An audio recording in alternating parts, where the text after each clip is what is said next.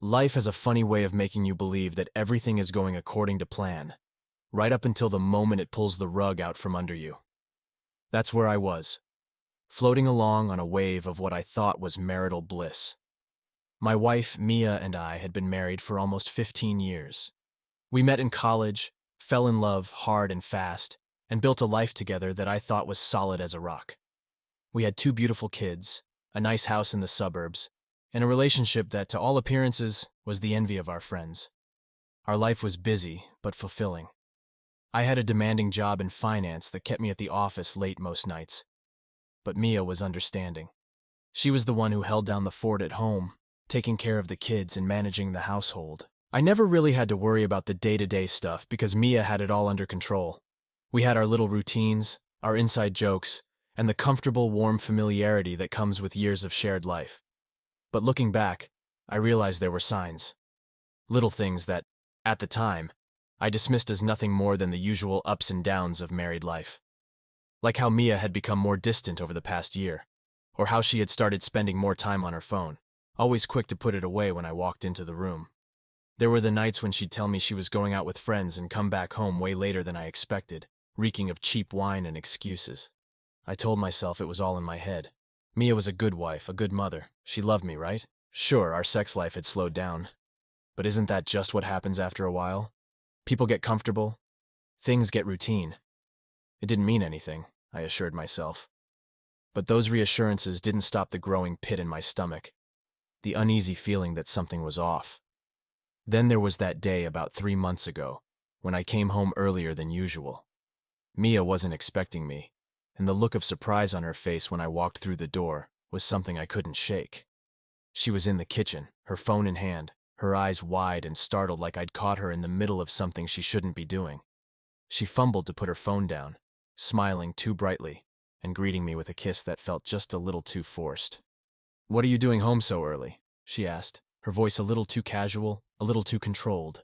I shrugged it off, said I had finished work early and thought it would be nice to have dinner together. But the way she fidgeted, the way she kept glancing at her phone, it gnawed at me. That night, I lay awake in bed listening to her even breathing, wondering what was going on behind those eyes that always seemed to be looking somewhere else these days. Mia was still her usual self around the kids. She laughed with them, played with them, made sure their lives were perfect. But with me, there was a distance, a coldness that hadn't been there before. I started to dread the moments we were alone together, because that's when the silence became unbearable. I tried to talk to her about it once or twice, but she always brushed it off, saying she was just tired or stressed about something minor. And I believed her, because why wouldn't I? This was Mia, my wife, my partner in everything. We were solid, weren't we? But then, things started getting worse. Mia began to stay out later and later, her explanations becoming vaguer.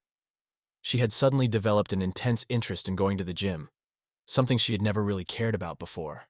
And those gym sessions often lasted well into the night, long after the kids were in bed, and I was left alone in our big, empty house, staring at the cold glow of the TV, feeling more isolated than I ever had in my life.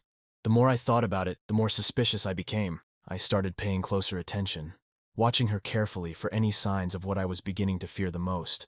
But Mia was careful, too careful. There were no obvious signs, no blatant red flags, just that gut feeling, that nagging doubt that something was terribly wrong. One day I couldn't take it anymore. I decided to do something I never thought I would do in a million years. I checked her phone. I waited until she was in the shower and the kids were outside playing, and I snuck into our bedroom and found her phone lying on the nightstand. My hands were shaking as I picked it up, feeling like a complete asshole but needing to know, needing to confirm or deny the suspicions that had been eating me alive for months. I knew her passcode. It was the date of our anniversary. I typed it in, and just like that, I was inside her world. Her text messages, her social media, everything was at my fingertips. I scrolled through her messages first, my heart pounding in my chest. There was nothing unusual at first, just the usual chats with friends and family. But then I found a thread that was different, a number saved under a name I didn't recognize. Nate Jim. I opened the thread, and that's when my world began to unravel. The messages weren't explicit at first, just friendly banter, casual flirting that seemed innocent enough. But as I scrolled further back, the tone began to change. The messages became more suggestive, more intimate. They talked about meeting up after the gym, about the fun they had together. There were inside jokes, pet names, things that no man wants to see his wife sharing with someone else. And then there were the pictures. Nothing too revealing, but enough to make my blood run cold. I felt like I was going to be sick. I dropped her phone on the bed like it had burned me, my heart racing, my mind spinning. How could this be happening? How could the woman I had spent the last 15 years of my life with be doing this to me? I wanted to confront her right then and there, but I knew I had to be smart about this. I needed more than just a gut feeling and a few flirty texts. I needed proof. It's funny how life can feel so ordinary, so mundane, right before everything explodes into chaos. That's how the day started for me. Just another Thursday, filled with the usual routines. I went to work, had the usual meetings, grabbed lunch at the usual spot. All the while, the memory of those texts I found on Mia's phone lingered in the back of my mind, like a thorn I couldn't pull out. I had been watching her more closely since that day, my suspicions growing with every little thing she did. The way she was always glued to her phone, the late-night gym sessions, the way she'd smile to herself like she was in on some private joke. It all pointed to one thing. She was hiding something, and I was determined to find out what it was. That night, Mia told me she was going out with some friends, another one of her girls' nights, that seemed to be happening more and more frequently lately. I played it cool, told her to have fun, and watched her as she got ready. She spent more time than usual on her hair, her makeup, even picking out a dress that was a little too sexy for just a night out with the girls. My gut churned with unease, but I forced myself to smile, to kiss her goodbye like everything was normal. As soon as she left, I sprang into action. I had a plan, a desperate, crazy plan that I hoped would give me the answers I needed. I grabbed my phone and called a buddy of mine who worked as a private investigator. He owed me a favor, and I was about to cash it in. I gave him the details, told him to follow Mia and see where she went. He agreed without hesitation, knowing full well the kind of hell I was living in. For hours, I sat in the dark, my mind racing with all the possibilities. What if she really was just going out with friends? What if I was making a fool of myself, destroying my marriage over a misunderstanding? But deep down, I knew better. The pieces of the puzzle were all there, and they were starting to form a picture I didn't want to see. Around midnight, my phone buzzed. It was my buddy, and his voice was grave. "She's not with her friends, man," he said. "She's at a hotel, room 317 at the Marriott." I felt like the floor had dropped out from under me. My heart pounded in my chest as the reality of his words hit me. She wasn't just out with friends. She was with him. That piece of shit from the gym. The guy who had been creeping around my wife, who had been fucking around with the life I'd built. "Thanks," I managed to choke out before hanging up. I sat there for a moment, my mind a whirlwind of anger, betrayal, and a growing desire for revenge. I couldn't just sit there and let this happen. I had to see it with my own eyes.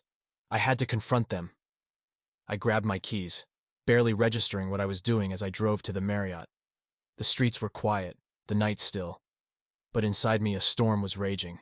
When I got to the hotel, I parked across the street and just sat there for a moment, trying to calm the shaking in my hands. I could see the lights of room 317 from where I sat, and it felt like a spotlight was shining directly on my humiliation. I didn't have a plan beyond confronting them. All I knew was that I needed to get up there, to see them, to make them understand what they had done.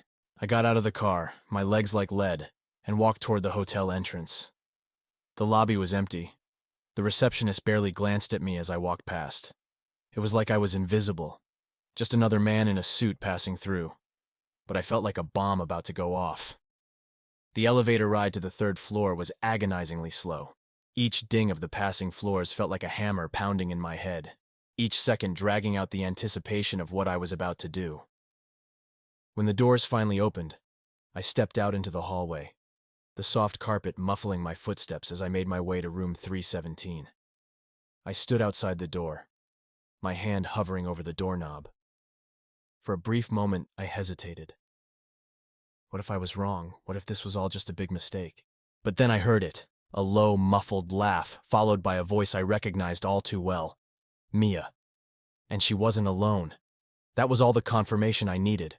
I didn't knock. I didn't wait. I twisted the doorknob and shoved the door open, bursting into the room with all the fury I had been holding back for weeks. And there they were, Mia and her lover, tangled up in the sheets like a bad cliché, their faces frozen in shock as they realized who had just walked in on them. For a moment, the room was silent, the air thick with tension. Mia scrambled to cover herself, her eyes wide with horror, while the guy, Nate, just stared at me, his mouth hanging open like an idiot. It was like they couldn't believe this was happening. Like they thought they were untouchable, that they could get away with this shit forever. "What the fuck?" I growled, my voice low and dangerous as I stepped further into the room. My eyes were locked on Nate, who was still sitting there, frozen in place. "Get the fuck up!" Mia started babbling, trying to explain, trying to apologize, but her words were just noise in my ears. All I could see was red. All I could feel was the white-hot rage coursing through me. Nate finally moved, scrambling out of the bed, but he wasn't fast enough. I lunged at him, grabbing him by the throat and slamming him against the wall. The look of fear in his eyes was satisfying, but not enough to quench the fire inside me. He tried to fight back, tried to push me off, but he was no match. I had years of pent-up anger, and he was the perfect target. "You piece of shit!" I roared, slamming my fist into his gut. He doubled over, gasping for air, but I didn't let up. I punched him again, this time aiming for his face, and felt a sick satisfaction as his nose crunched under my knuckles. Blood splattered onto the wall, but I didn't care. This bastard deserved every bit of pain I was giving him. Mia screamed, begging me to stop, but I barely registered her voice. I grabbed Nate by the collar and dragged him across the room, throwing him toward the door. He hit the floor hard, groaning in pain, but I wasn't done yet. I kicked him in the ribs, hard enough to hear the satisfying crack of bone. "Get the fuck out of here!" I shouted, my voice barely recognizable through the rage. Nate scrambled to his feet, clutching his side, his face a mess of blood and bruises. He didn't need to be told twice. He bolted out of the room, half naked and stumbling, disappearing down the hallway like the coward he was. The room was deathly quiet after he left, the only sound the harsh rasp of my breathing. I turned to Mia, who was huddled on the bed, her face pale, tears streaming down her cheeks. She looked at me with a mixture of fear and something else. Maybe guilt, maybe regret. But it was too late for that. Way too fucking late. "What the hell were you thinking?" I snarled, my voice trembling with barely contained fury. "How could you do this to me? To us?" She didn't answer at first. Just sat there, shaking, trying to pull the sheets around her like they could somehow protect her from the mess she'd created. Finally, she looked up at me, her eyes wide and pleading. "I'm sorry," she whispered, her voice breaking. "I'm so sorry." But sorry wasn't enough. Sorry didn't erase the betrayal, didn't undo the damage she'd done. Sorry didn't fix anything. I stood there staring at the woman I had once loved more than anything, and felt nothing but a deep, hollow emptiness where my heart used to be. "I trusted you," I said, my voice cold. "I loved you. And this is how you repay me." "I didn't mean for it to happen," she sobbed, burying her face in her hands. "I didn't want to hurt you." "Bullshit!" I snapped, cutting her off. "You knew exactly what you were doing. You made a choice, Mia, and now we're done." Her head snapped up, her eyes wide with panic. "No, please, don't say that. We can fix this. We can fix this," I interrupted, laughing bitterly. "You fucked another man in a hotel room while I was at home with our kids, thinking everything was fine. There's no fixing this." She reached out to me, desperation in her eyes, but I stepped back, out of her reach. I couldn't bear to have her touch me. Not after what she'd done. Not after the picture of her with him was burned into my mind. A scar that would never heal. "You've made your bed," I said, my voice cold and detached. "Now lie in it." I turned and walked out of the room, leaving Mia sobbing on the bed. The door slammed behind me with a finality that echoed in the empty hallway, marking the end of everything we had built. I drove home in a daze, the adrenaline from the confrontation slowly ebbing away, leaving behind a sickening sense of emptiness.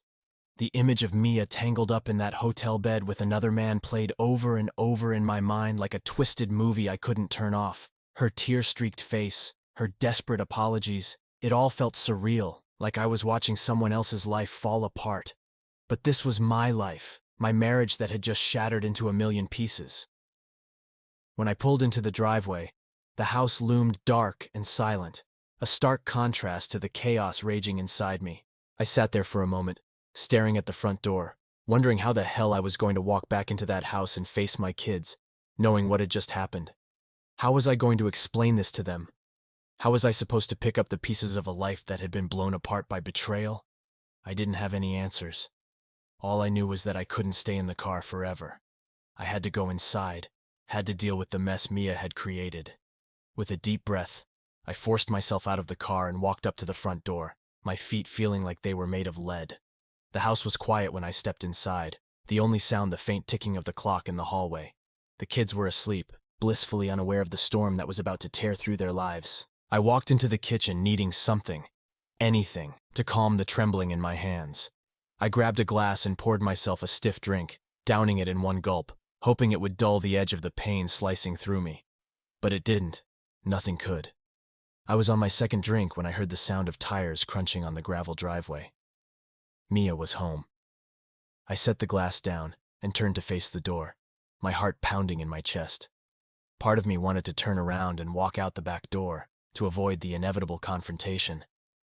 But I knew I couldn't run from this.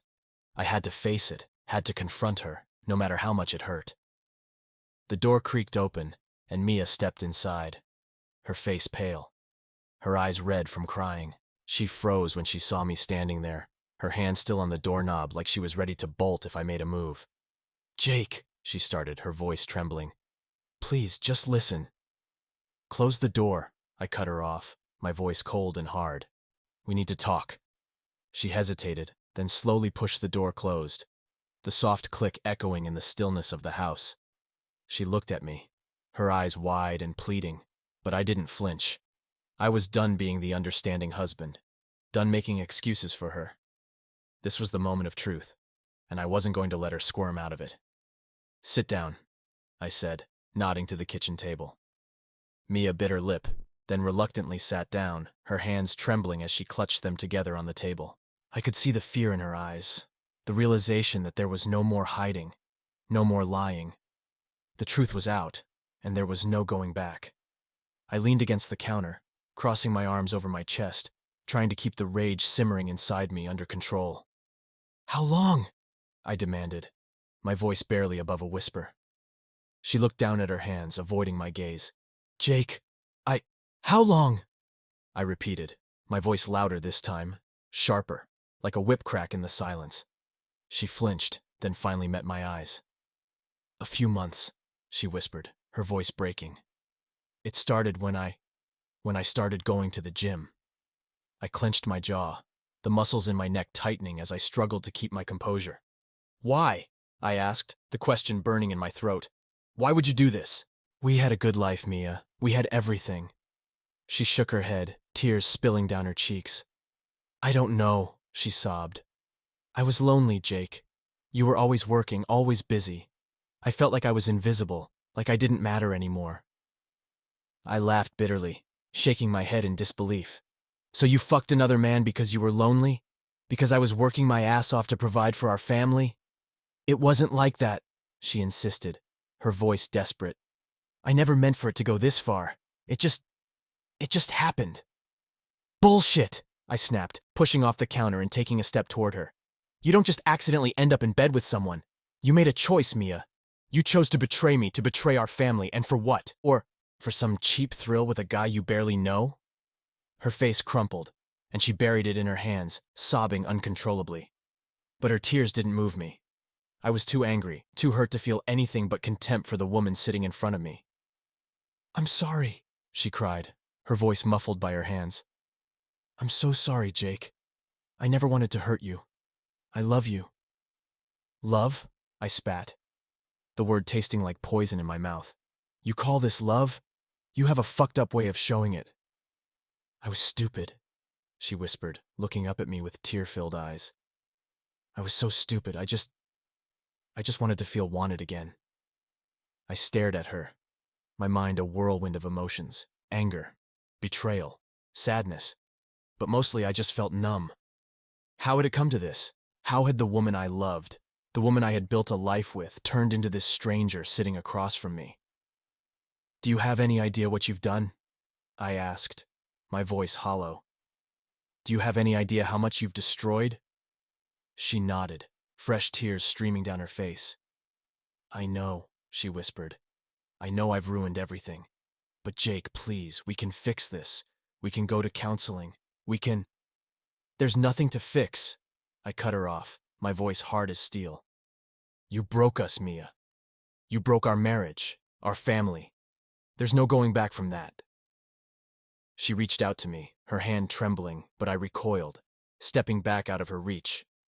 I couldn't bear to have her touch me, not after everything that had happened.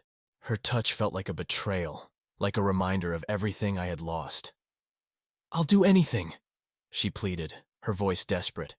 Anything, Jake. Just don't leave me. Don't leave the kids. The mention of the kids was like a punch to the gut. They were innocent in all of this, caught in the middle of a nightmare they didn't even know was happening. How was I supposed to explain this to them? How was I supposed to tear apart their lives because of Mia's selfishness? I'm not going anywhere, I said, my voice cold and final. But I'm done with you. I'm done with this marriage. Her face crumpled and she let out a wail of despair, collapsing into herself like she had been struck. But I didn't feel sorry for her, I couldn't.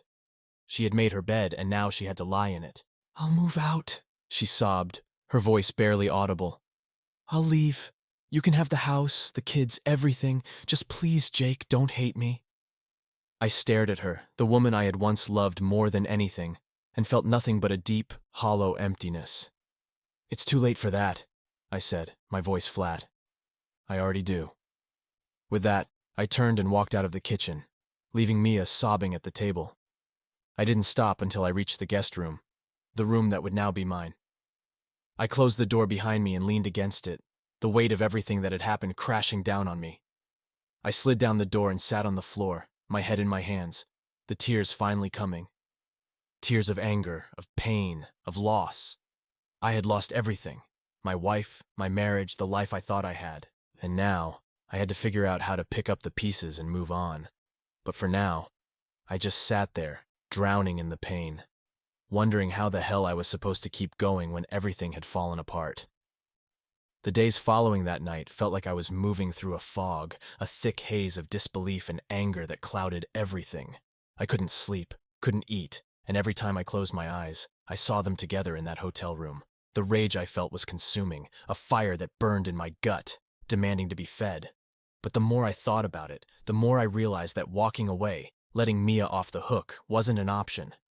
She needed to understand the depth of what she had done, and I needed to do something, anything, to regain some control over my life. That's when the idea started to form. A way to make her feel just a fraction of the humiliation and pain she had inflicted on me. It wasn't enough to just yell, to argue. No, that wasn't satisfying the way I wanted it to be. I wanted her to feel the sting, to understand what it meant to lose something, to have something precious torn away from you. Mia was acting like a wounded animal, tiptoeing around the house, avoiding my eyes, trying desperately to pretend that we could somehow go back to normal. She tried to talk to me a few times, to apologize, to plead for forgiveness, but I shut her down every time. I couldn't stand the sight of her, the sound of her voice. All I wanted was to make her pay, to see her suffer like I was suffering. It was a Wednesday evening when I finally put my plan into motion. I had been at work all day, going through the motions, but my mind was elsewhere, scheming, plotting. When I got home, the kids were in their rooms, and Mia was in the kitchen, pretending to be busy with dinner, even though she knew I wouldn't eat. I ignored her, heading straight for our bedroom. I pulled out the box from the back of the closet, the one where I kept the things Mia had given me over the years. Gifts, mementos, little tokens of our life together. I stared at the contents, feeling a mixture of nostalgia and disgust. Each item represented a moment, a memory, that now felt tainted, poisoned by her betrayal.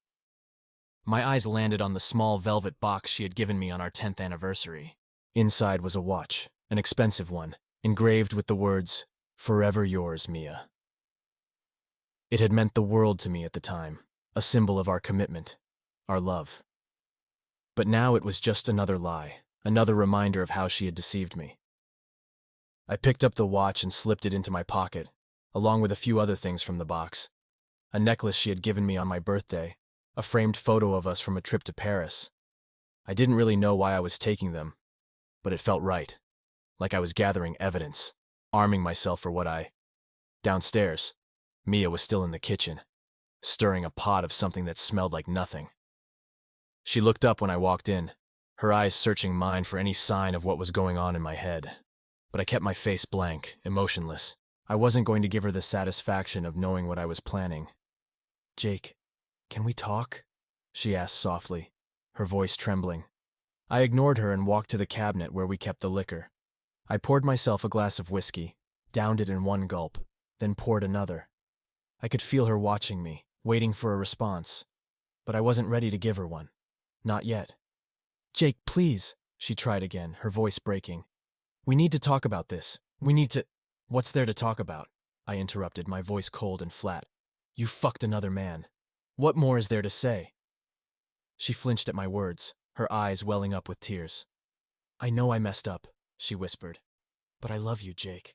I want to fix this." I snorted, a bitter laugh escaping my lips. "Love? You don't know the meaning of the word." She wiped at her eyes, her hands trembling. "Jake, I'll do anything you want. Just, please don't give up on us." That's when I saw my opening, the opportunity to start putting my plan into action. I turned to face her, my expression hardening. "Anything?" She nodded, a glimmer of hope flickering in her eyes. "Yes, anything." "Good," I said, taking a step closer to her. "Then you're going to do exactly what I say. No questions, no hesitation." Mia nodded again, her eyes wide with desperation. "Okay," she whispered. "I'll do whatever you want." I took another sip of my drink, letting the silence hang in the air between us. "First, you're going to give me your phone." Her brow furrowed in confusion, but she didn't argue. She reached into her pocket and handed me the phone, her hand still shaking. I took it from her, turning it over in my hand, feeling the weight of it. It was more than just a phone. It was a key to her secrets, her lies. And now it was mine.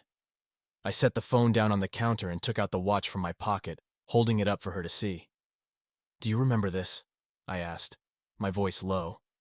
She nodded, her eyes fixed on the watch. "I gave it to you on our anniversary." "That's right," I said, flipping it over to show her the engraving. "Forever yours, Mia." "But that was a lie, wasn't it?" "No," she protested, tears spilling down her cheeks.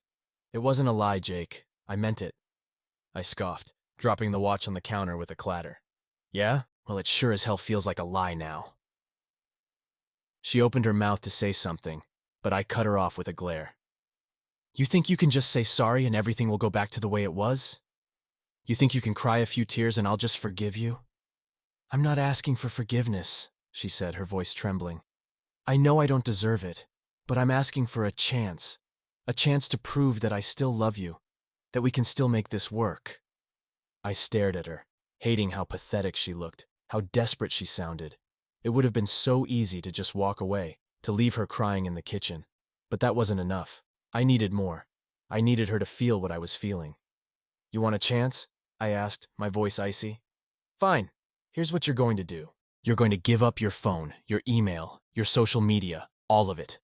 You're going to hand it all over to me, and you're not going to touch it again without my permission. If you want a chance, you're going to prove that you're done with him, that you're done lying to me." She hesitated, her eyes widening with shock.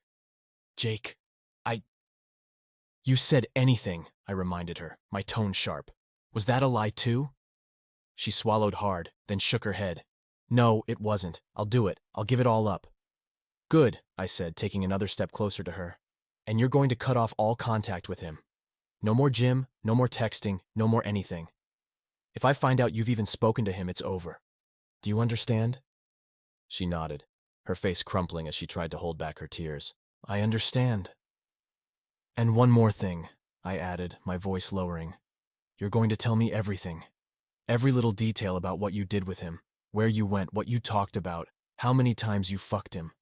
I want to know it all." Her eyes widened in horror, and she shook her head. "Jake, please. Don't make me. You don't get to ask for mercy," I snapped, cutting her off. "You don't get to decide what's fair. You lost that right when you spread your legs for him." She choked on a sob, her whole body trembling as she nodded. "Okay," she whispered. "I'll tell you." "Good," I said, stepping back, satisfied with the fear and pain etched on her face. "We'll start tomorrow. And remember, Mia, this is your last chance. You screw this up and you'll lose everything." I turned and walked out of the kitchen, leaving her sobbing behind me. As I climbed the stairs to our bedroom, I felt a sick sense of satisfaction, knowing that I had finally regained some control. She was going to feel every bit of pain, every ounce of humiliation that she had caused me. And maybe, just maybe, I could start to put the pieces of my shattered life back together. But deep down, I knew that this was just the beginning. The real challenge would be keeping up the charade, making her believe that there was still hope, that there was still something left to salvage. Because the truth was, I didn't know if there was. I didn't know if I could ever look at her again without seeing the betrayal, without feeling the rage simmering beneath the surface. But for now, I had what I wanted. I had the power, the control, and I was going to make damn sure she never forgot it. The days after confronting Mia were a strange mix of tension and routine. On the surface, everything seemed almost normal, but underneath, there was a current of anger and bitterness that tainted every interaction. Mia had given me her phone, her email, her social media accounts, everything I'd demanded. She was playing the role of the remorseful wife, desperate to win back my trust. But I wasn't interested in her apologies or her attempts to fix things. My mind was elsewhere, focused on the next step in my plan. Mia might have been the one who betrayed me, but she didn't act alone. Nate, her lover, had been all too eager to help destroy my marriage, to take what wasn't his. And while Mia was groveling at my feet, Nate was probably carrying on with his life as if nothing had happened, smug in the knowledge that he had bedded another man's wife. The thought of him living his life without consequence, while I was left to pick up the pieces, made my blood boil. He needed to pay for what he had done, and I wasn't going to let him off the hook. If Mia thought I was going to move on, focus solely on her, she was dead wrong. My anger needed an outlet, and Nate was the perfect target. I spent the next few days gathering information about Nate. It wasn't hard. Mia had told me everything, after all. His full name, where he worked, where he lived.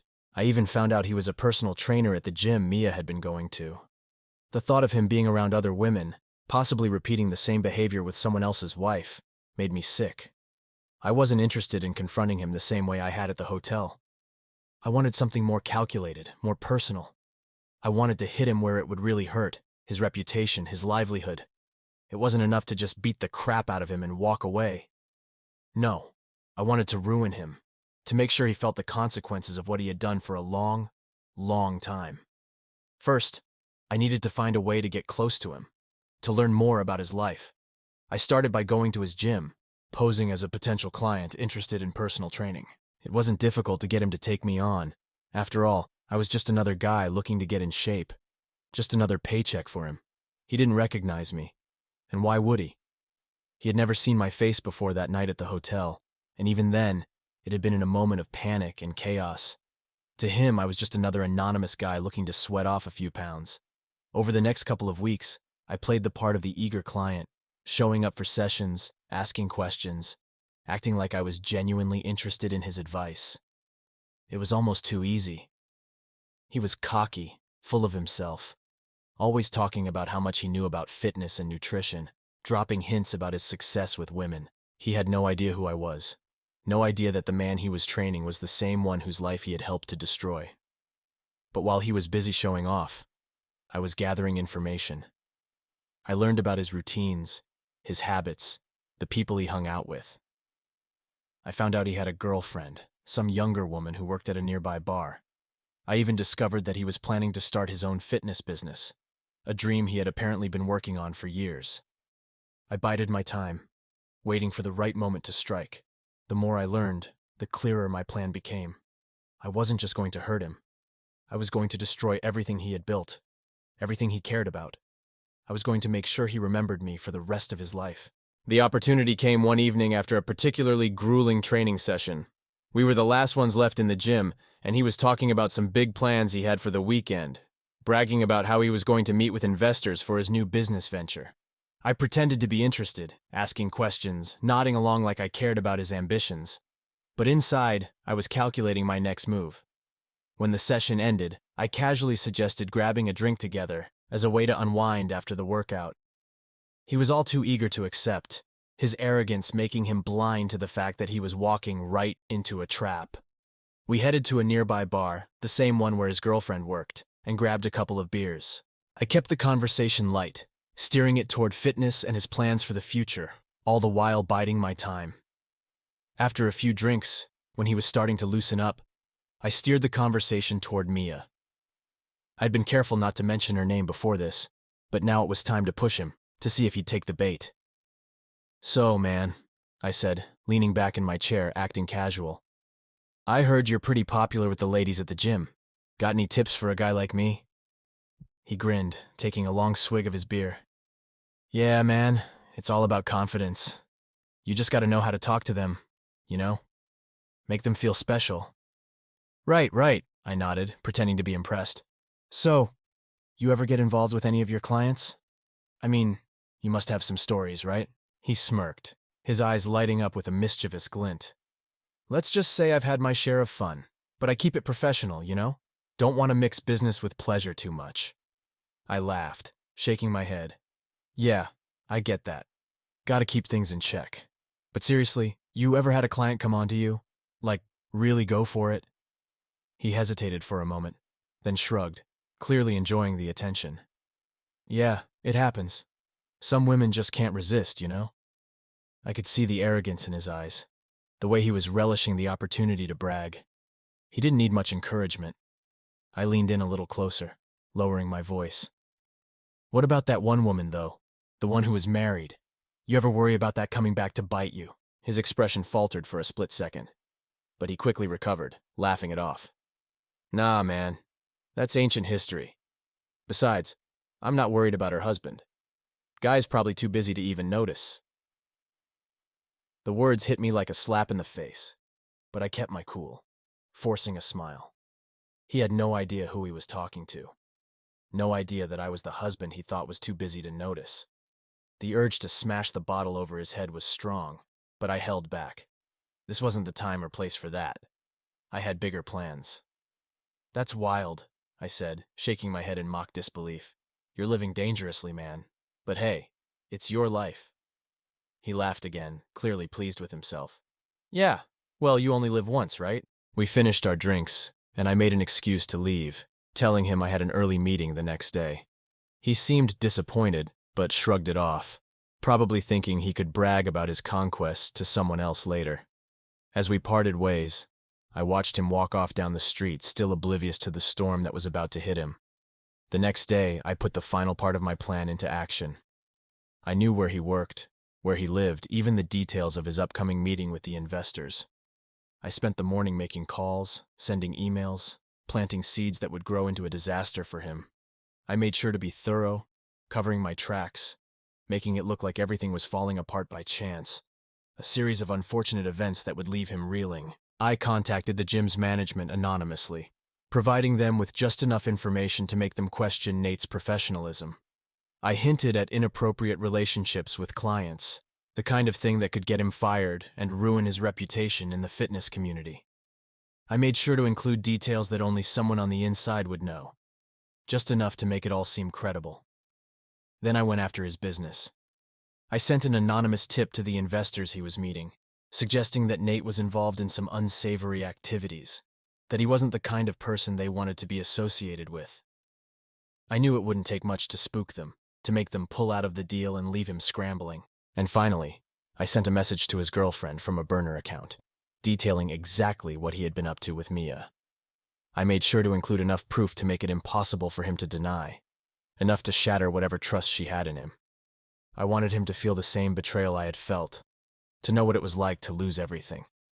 I didn't have to wait long to see the results. By the end of the week, the gym had suspended Nate. pending an investigation into the allegations. His meeting with the investors had been canceled, the deal falling through before it even got off the ground. And his girlfriend? She dumped him, publicly and brutally, throwing him out of her apartment and posting all about it on social media for everyone to see. I didn't feel any satisfaction when I heard the news. Just a cold, quiet sense of justice. Nate had taken something from me, something precious, and I had taken everything from him in return. He had tried to ruin my life, and I had ruined his instead. The next time I saw him, he was a shadow of the cocky, arrogant man I had met at the gym. He had lost weight, his face was pale, and there was a defeated slump to his shoulders. He didn't see me as I walked by, but I saw him. I saw the broken man he had become, and I knew that my revenge was complete. But as I walked away, I couldn't help but wonder if it was enough. If anything would ever be enough to fill the void that had been left behind. Because no matter how much I had hurt him, no matter how much I had taken from him, it didn't change the fact that my life was still in pieces, that the woman I had loved had betrayed me in the worst possible way. Revenge was cold comfort, but it was all I had left. And for now, it would have to be enough. The days stretched into weeks, and the tension in the house became unbearable. Mia and I existed in the same space, but we were living in different worlds. I could see the strain in her eyes, the way she avoided my gaze, the way she flinched at every sharp word or icy silence that passed between us. I had made her life a living hell, and I knew it. But the satisfaction I'd felt from making her pay for her betrayal had long since faded, leaving behind only exhaustion and a gnawing emptiness. We couldn't go on like this. Something had to give. It was a quiet Sunday afternoon when I finally decided to have the conversation that had been looming over us since the night everything fell apart. The kids were out at a friend's house, giving us a rare moment alone. Mia was in the living room, staring blankly at the TV, though I knew she wasn't really watching it. She was just trying to escape, to hide from the reality that we both knew was coming. I walked in and stood there for a moment, watching her. She looked tired, worn down by weeks of tension and uncertainty. The woman I had once loved, the woman who had betrayed me, was a shadow of her former self. But then again, so was I. "Mia," I said, breaking the silence. My voice was flat, drained of the anger that had fueled me for so long. She turned to look at me, her eyes filled with a mixture of fear and resignation. She knew what was coming. We both did. "We need to talk," I continued, sitting down across from her. She nodded silently, her hands twisting nervously in her lap. "Okay," she whispered. I took a deep breath, trying to find the right words. There was no easy way to do this, no way to make it hurt any less. But I needed to be honest, for both our sakes. "This isn't working," I began, my voice steady but emotionless. "We both know that. We can't keep living like this, pretending that things will get better. They won't." She didn't say anything, just nodded again, her eyes downcast. I could see the tears forming, but she was trying to hold them back. I appreciated that. I wasn't in the mood for another emotional breakdown. I just wanted to get this over with. "I've been thinking a lot about what happened," I continued, "and about where we go from here. And the truth is, Mia, I don't think we can fix this. There's too much damage, too much pain. I can't trust you anymore. And without trust, there's nothing left." The words hung in the air between us, heavy and final. Mia finally looked up at me, her eyes glistening with unshed tears. "I know," she whispered. "I've been thinking the same thing." Her admission didn't surprise me. We both knew our marriage was beyond saving, but hearing her say it out loud felt like a knife to the heart. Despite everything, despite the anger and the betrayal, there was still a part of me that wished things could have been different, that we could have found a way back to what we once had. But that was a fantasy. The reality was that our marriage was dead, and the only thing left to do was bury it. "I think it's time we talk about divorce," I said, forcing the words out. "We need to figure out what's best for the kids, how we're going to handle everything." Mia nodded, wiping at her eyes with the back of her hand. "I agree," she said softly. "We need to do what's best for them. They deserve some stability, some peace." "Exactly," I replied. "They've been through enough already. We need to make this as smooth as possible for them." She hesitated for a moment, then took a deep breath. Jake, I know this is asking a lot, but I think the kids should stay with me. I know I've messed up. I know I've hurt you, but I'm still their mother. I want to be there for them, to make sure they have the stability they need. I stared at her, the weight of her request settling over me like a heavy blanket. I had been prepared for this, had known it was coming, but it didn't make it any easier to hear. The thought of being away from my kids, of not seeing them every day, tore at my heart. But deep down, I knew she was right. Despite everything, Mia had always been a good mother, and the kids needed her. They needed their mother more than they needed me right now. I'm not going to fight you on that, I said, my voice rough with emotion. The kids should stay with you. I want what's best for them, and right now, that's you. Mia looked at me, surprised by my response. Really? She asked, her voice trembling. Really, I confirmed. But I want to be a part of their lives, Mia. I want to see them as much as possible. We need to figure out a schedule that works for everyone, something that keeps me involved. She nodded quickly, relief flooding her features. Of course, Jake. I want that too. I want you to be involved in their lives. They need their father. The sincerity in her voice was clear, and for the first time in a long while, I felt a small measure of respect for her. Despite everything that had happened between us, we were still parents, and we both wanted what was best for our kids. We sat in silence for a moment, both of us processing the enormity of what we were doing. Divorce was a word that had never even entered our minds until recently, and now it was staring us in the face, demanding to be acknowledged. There's one more thing, I said finally, my voice quiet. I need you to be honest with the kids about what happened. Not the details, but enough so they understand why this is happening. They deserve the truth, and they deserve to hear it from you. Mia winced at the request, but she nodded. I'll tell them, she promised. I'll tell them it was my fault, that I made a mistake. I won't let them blame you. That's not what this is about, I replied, shaking my head. I don't want to play the blame game. I just want them to know why things are changing, so they don't feel like it's their fault.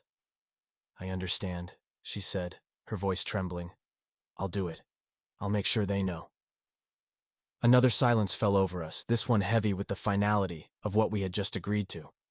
There was no turning back now, no second chances. We were done, and the only thing left was to figure out how to move forward separately. Jake, Mia said softly, breaking the silence. I'm so sorry. I know that doesn't fix anything, but I need you to know that I am. I'm sorry for everything. I looked at her, at the woman who had once been my whole world, and felt a pang of sadness. The anger had burned away, leaving behind only the ashes of what we once had.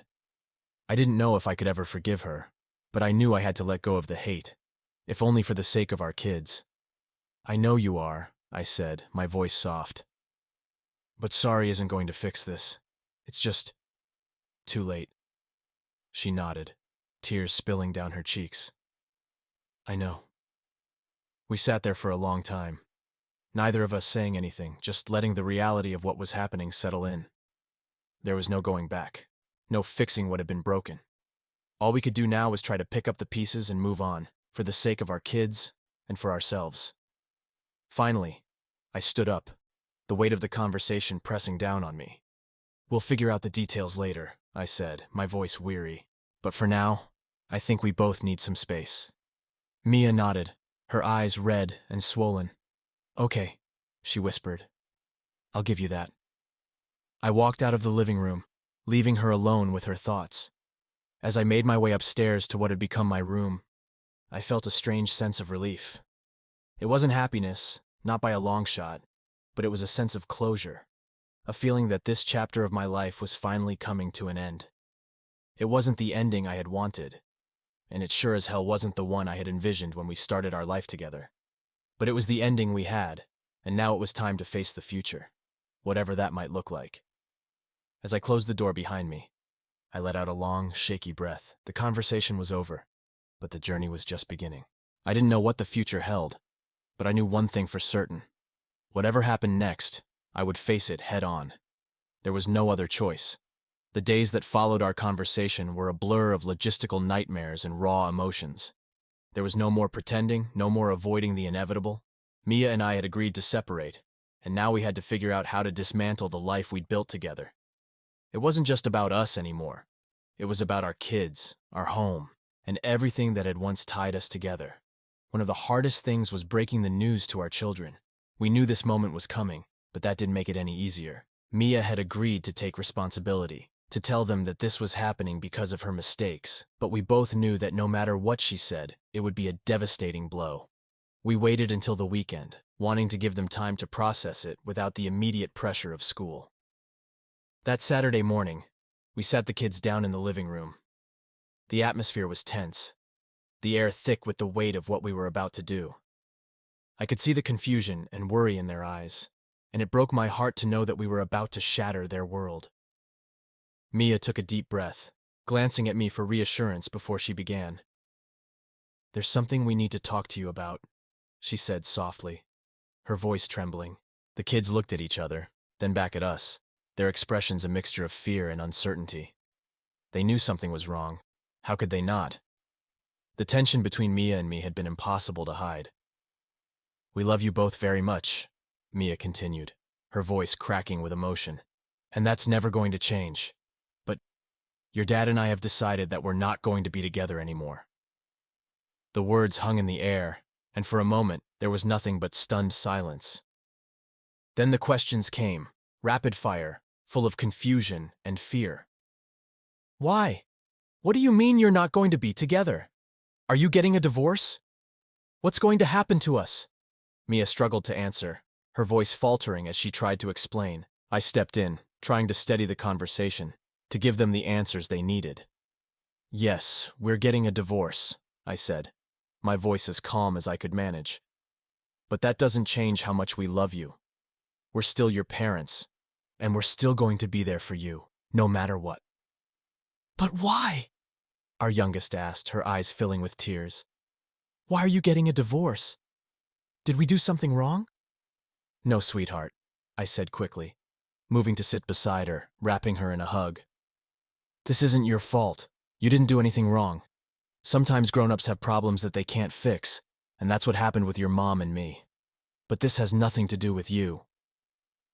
Mia wiped at her eyes, trying to hold herself together. "I made a mistake," she admitted, her voice shaking. "A really big mistake, and that's why this is happening. But I promise you, this doesn't mean we don't love you. We love you more than anything." The kids were crying now, their faces crumpled with confusion and hurt. It was the hardest thing I'd ever had to watch. I wanted to tell them that everything would be okay, that we'd get through this together, but I couldn't find the words. I didn't know if things would be okay. All I knew was that we had to keep moving forward, no matter how hard it was. We spent the rest of the day trying to comfort them, answering their questions as best we could, but there were no easy answers. They didn't understand why their family was being torn apart, and to be honest, neither did I. But I couldn't let them see that. I had to be strong, for their sake. Over the next few weeks, the practical aspects of our separation began to take shape. Mia and I met with a mediator to discuss the details of the divorce, agreeing to keep things as amicable as possible. We both wanted to avoid a drawn-out legal battle that would only hurt the kids more. We agreed that Mia would keep the house, at least for now. The kids needed stability, and moving them out of the home they'd known their whole lives would only add to the trauma. I would find a place nearby, somewhere close enough that I could still see them regularly, be a part of their daily lives. The financials were another issue. We had built a life together, combining our incomes, our assets, everything. Now, we had to untangle all of that, figure out who got what, and how we would support two households instead of one. It was a painful process, full of uncomfortable discussions and compromises, but we managed to navigate it without too much conflict. I knew that holding on to bitterness or trying to punish Mia financially would only hurt the kids in the long run, and that was something I couldn't do. The hardest part was saying goodbye to the home we'd shared for so many years. Packing up my things, deciding what to take and what to leave behind, was a gut-wrenching experience. Every item I touched was tied to a memory, a moment from our life together that now felt tainted by betrayal. But I knew I couldn't hold on to the past.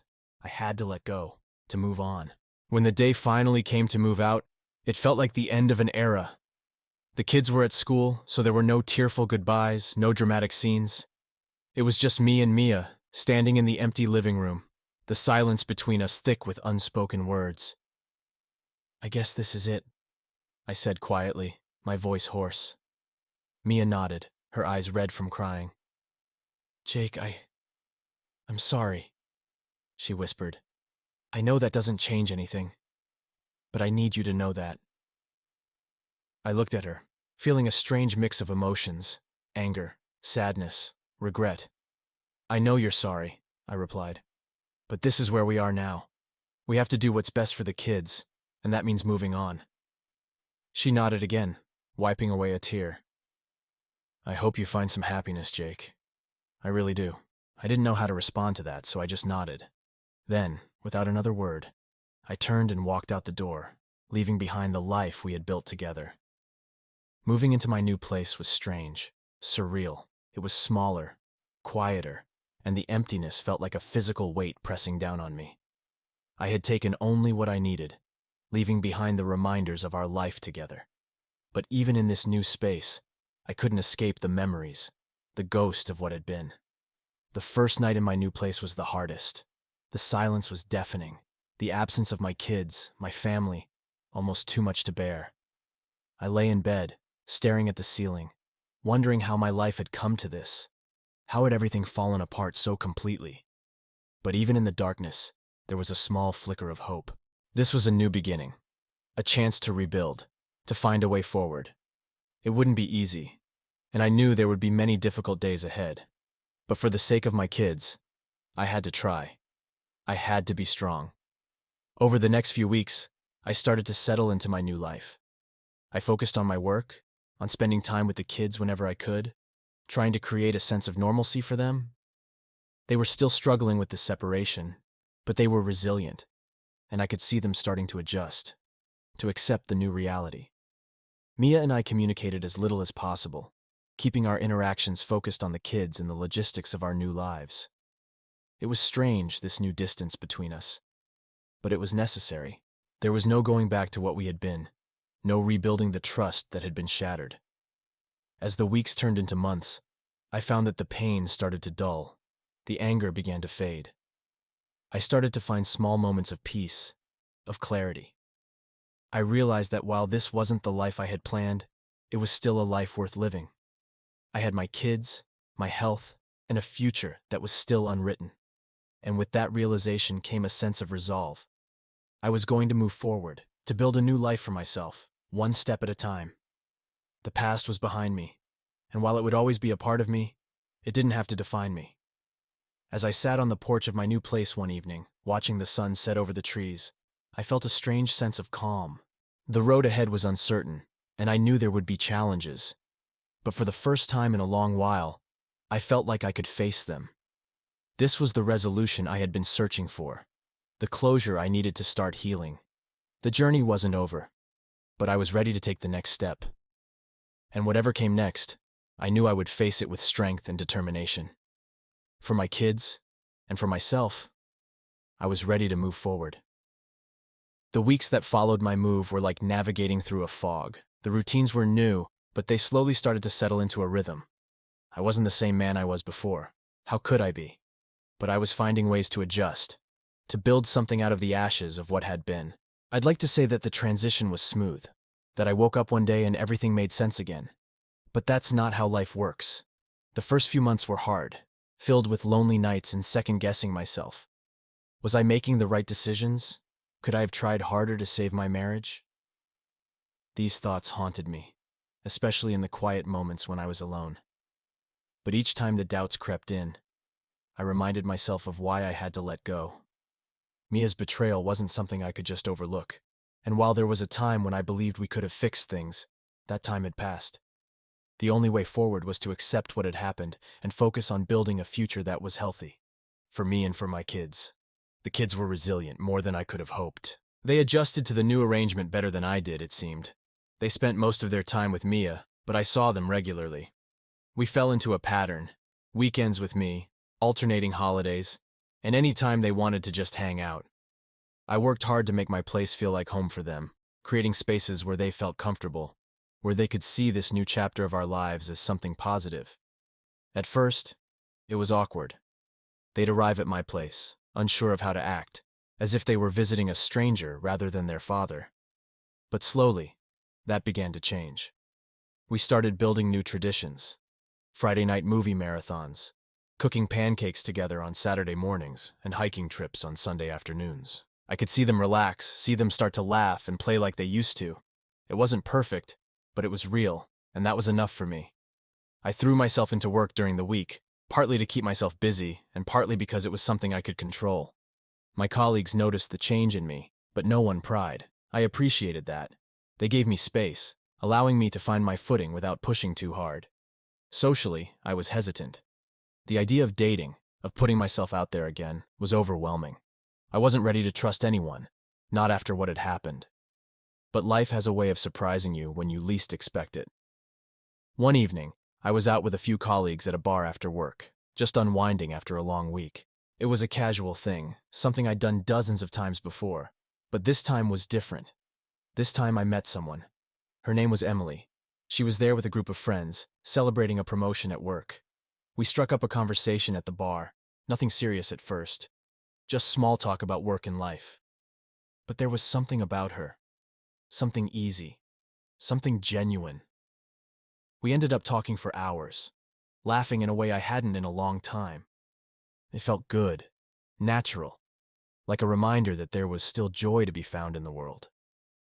We exchanged numbers at the end of the night, but I wasn't sure if I would actually call her. The idea of starting something new was both exciting and terrifying. But after a few days of thinking it over, I decided to take a chance. Maybe it was too soon, maybe I wasn't ready, but I knew I had to try. Our first date was simple. Dinner at a quiet restaurant, just talking and getting to know each other. I was surprised at how easy it was, how comfortable I felt with her. She was kind, funny, and understanding in a way that made me feel like I didn't have to pretend, like I could just be myself, flaws and all. As we continued to see each other, I found myself opening up to her more and more. I told her about my divorce, about the pain and betrayal, about the struggle to find my way forward. She listened without judgment, offering support without trying to fix things. It was exactly what I needed. Someone who understood that healing takes time. Emily had her own story, her own scars, and in that we found common ground. We weren't looking to rush into anything. We were just two people trying to figure out what came next. It was refreshing, like a breath of fresh air after months of suffocating in my own thoughts. My relationship with Emily didn't erase the past or make everything magically better. But it gave me something I hadn't had in a long time, hope. Hope that there was still good in the world, still a chance for happiness. I hadn't expected to find someone so soon, but life doesn't always follow the script you have in your head.